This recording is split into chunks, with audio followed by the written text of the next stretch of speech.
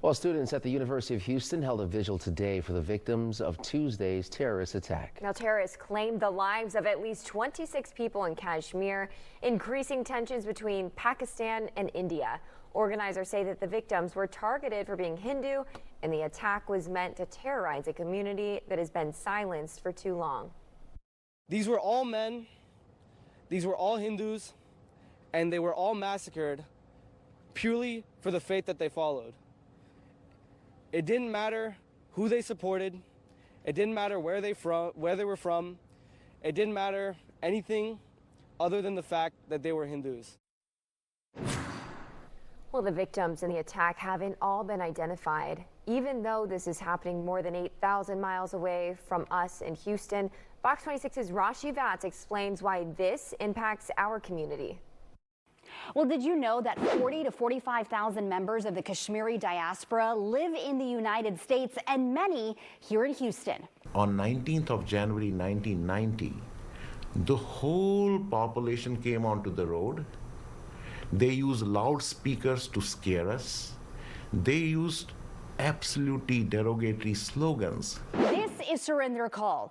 He left from Kashmir in 1990 and now lives in Katy. He is the co-founder of the Global Kashmiri Pundit Diaspora, which is a civil society movement with the goal to move the world's conscience about the plight of their Kashmiri Hindu community. Let's take a deeper dive and look at this map to give a better understanding. So here is Kashmir. It's in between India and Pakistan. Now, the Indian-controlled part of Kashmir, there's a resort town called Pahalgam, and that's where the terrorist attack happened. What is very disturbing is that the terrorists, they identified the victims, whether they are Hindus or Muslims. That is very painful.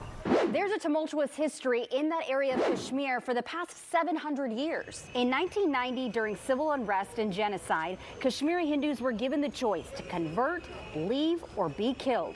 Amit Raina, who lives in Houston, like Kaul, was one of the hundreds of thousands Kashmiri Hindus that fled. It's a grim reminder of the brutal past we had. I mean, it took me back to 1990 when I was an 8-9-year-old kid, and what we had to go through, the experiences my community had to go through back then, the pain, the anguish, the brutality, which was, our community had to go through that whole genocide. This needs to be treated as a war, and there has to be a drastic step to contain, to save lives. The radicalized mindsets, the jihadi mindsets, that is where we are having this fight. We don't have confirmation on who these 7 suspects are, but here's what we do know. The Prime Minister of India, Narendra Modi, says that, quote, every terrorist and their backers will be punished. The country has closed its main border crossing with Pakistan, expelled its military diplomats, and suspended a landmark water-sharing treaty.